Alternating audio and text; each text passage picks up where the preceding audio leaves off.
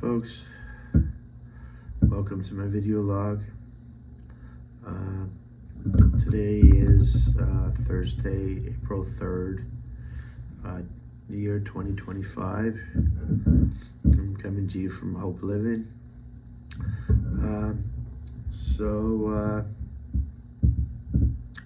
Maybe you've heard my video logs before and are familiar with what I do here, or maybe it's your first time listening to my vlog.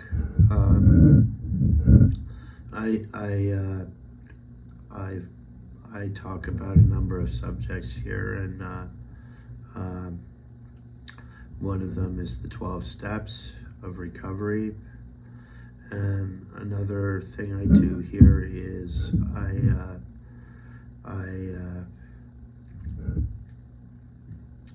I talk about things I've viewed on the internet and what I've heard there,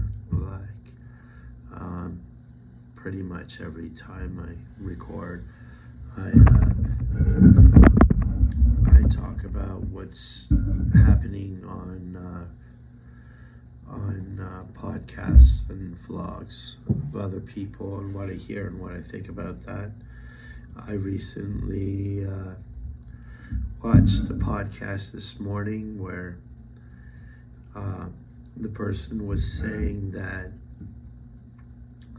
you shouldn't do a moral inventory until you stopped using the drug that you're doing a moral inventory about. That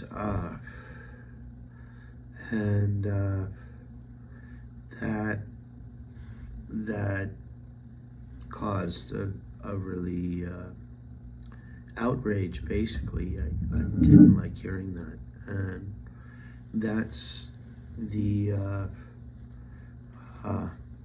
that's what I'm hearing is in the program around the rooms of Alcoholics Anonymous, is that if you don't drink and you smoke weed, you're not really sober because you're still numbing yourself. I've heard that a lot. And what I realized through talking about this with people is that's criticism, eh? That's not saying, oh, good for you, you're doing so good, we're so proud of you. Generally, that's what I hear from people around me. And I've gotten so used to hearing that I tend to forget how far I've come.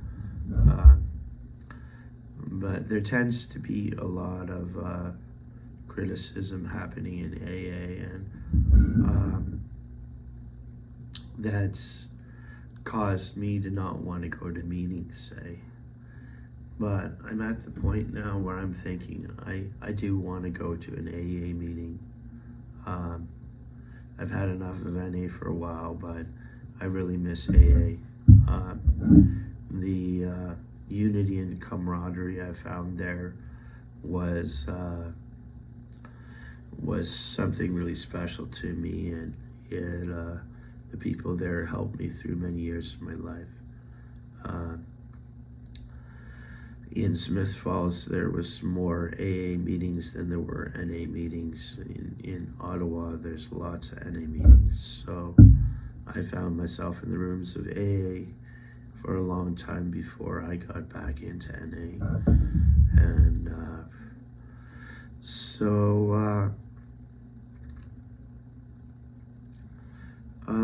so the thing is, the guy said you shouldn't make a moral inventory, do a step 4 until you've stopped using the drug that you're doing the moral inventory on. And I just want to speak up and say I disagree. And I think I've stopped drinking a long time ago, and I want to apply the steps to my life in other areas of my life right now. I already did it for drinking. Now I want to do it for cigarettes and marijuana. And I think when I smoke marijuana, but I think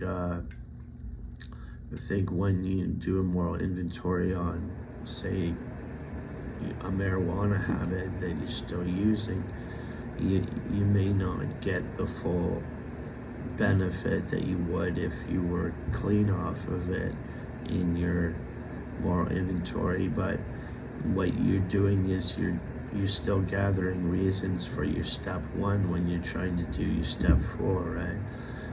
You're identifying the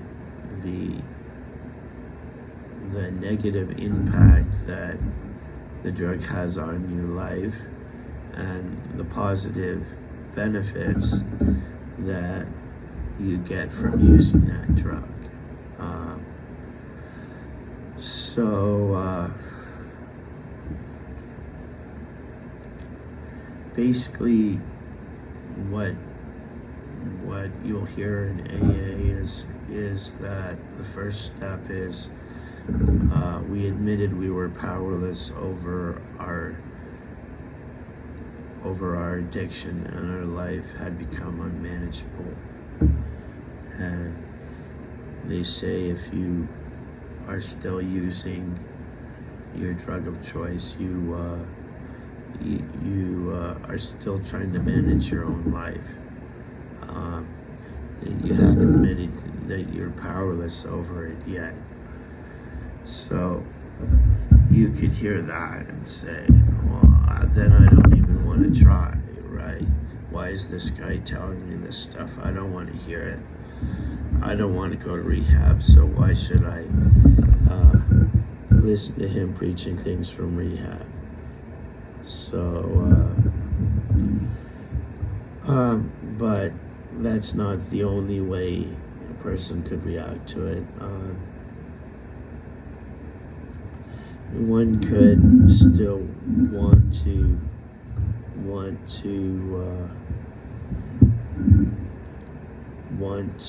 address the unmanageability and still be in the process of becoming powerless before one has actually become powerless, as long as you're still searching and you're still investigating the effects of your addiction. You're on the road to admitting that powerlessness. You're just not there yet, and that you shouldn't give up on it entirely yet. Just because you haven't admitted you're powerless over one thing doesn't mean you haven't admitted that you're powerless over other things. Like, so when I got here, I was clean and sober, and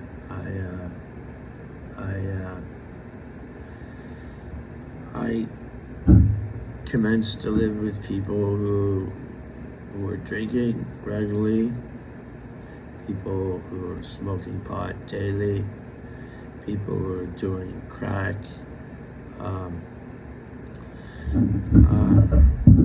and they didn't like the way I was talking to them. So being clean didn't solve my problems. People like me now better that I'm smoking pot because I'm not preaching to them as much. I'm not, but so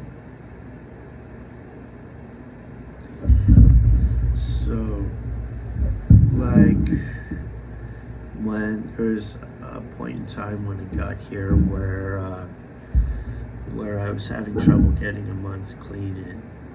I was going to NA meetings occasionally, and every week or 2 weeks I'd buy some weed and get high, and then I'd stop doing it again and stay clean again for a while. I have no idea how I used to be able to do that, because now even when I don't buy it, I find roaches lying around, and I can get high for free some days. But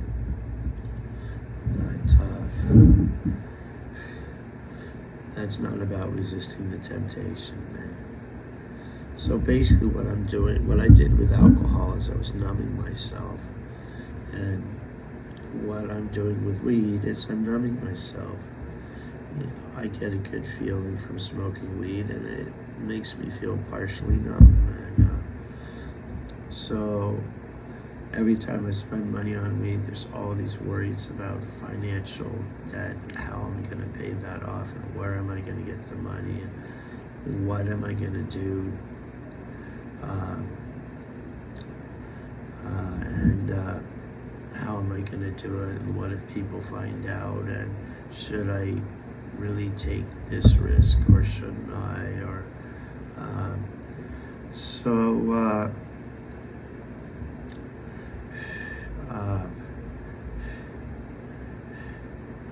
but then I don't solve the problem, right? I smoke it, I get numb. And so I didn't think I was making any progress, because I was just getting high, and that fixed the problem. I felt better, but I didn't fix the financial problems. But that's not true, because I'm still cutting back. Just smoking roaches instead of picking up is a way to cut back, and that's addressing the situation of trying to spend less money on it. Basically, when I was clean, I was paying for a tobacco addiction. And now that I smoke weed, I'm paying for a tobacco addiction and a weed addiction, and that's more money. It costs more money. You consume more. You have to pay more. And then income's got to come from somewhere, right? But even without consuming alcohol, I'm still trying to maintain 2 addictions. But think of how far I've come, how much progress I've made. But so I remember there's a lot of criticism as soon as one makes a decision to go to a meeting,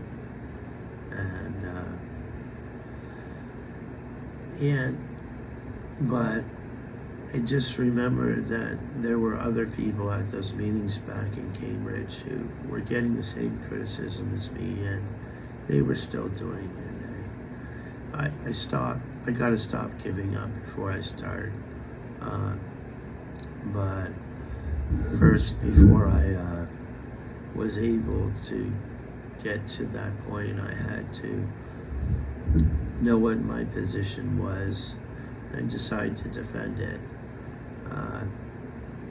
Until I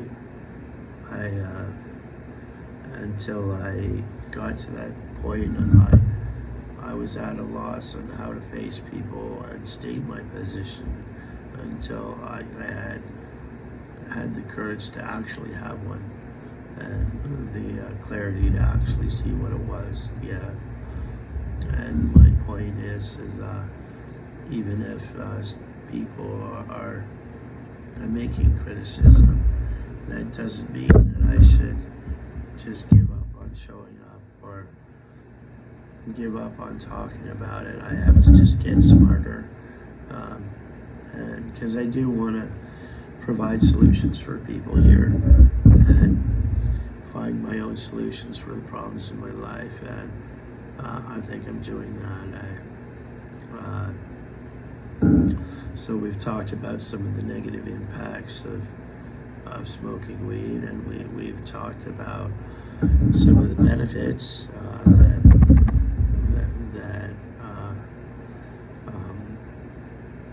that come from smoking weed, and but basically if you're in the rooms of Alcoholics Anonymous, you're probably gonna run into a lot of people saying, if you're smoking weed, you're not really sober, right? But just don't let that deter you from coming back and reaping the benefits of the program, because they'll always say that. But you can have your own position, and you can argue with them, and you can still show up. That's what I wouldn't do before. It's like,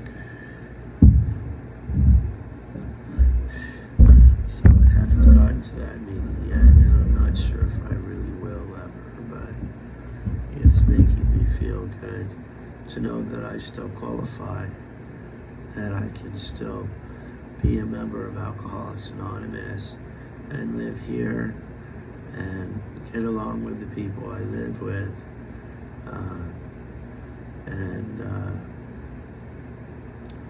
like, I still have a sponsor, I still have friends in the program. I've been making some progress lately, and I've been learning some new coping skills, and I've been using some old coping skills, like picking up the phone and calling someone using the program and the fellowship, and doing step work, and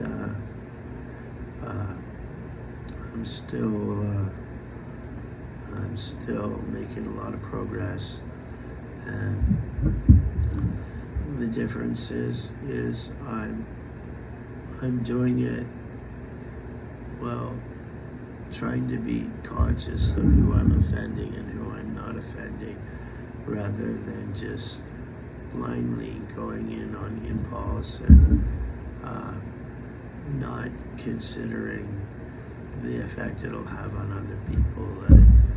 So my understanding of the steps is basically what was the motive, what was the behavior, and how does it affect myself, and how does it affect other people. And I think that's my contribution for today. So thanks for coming out, and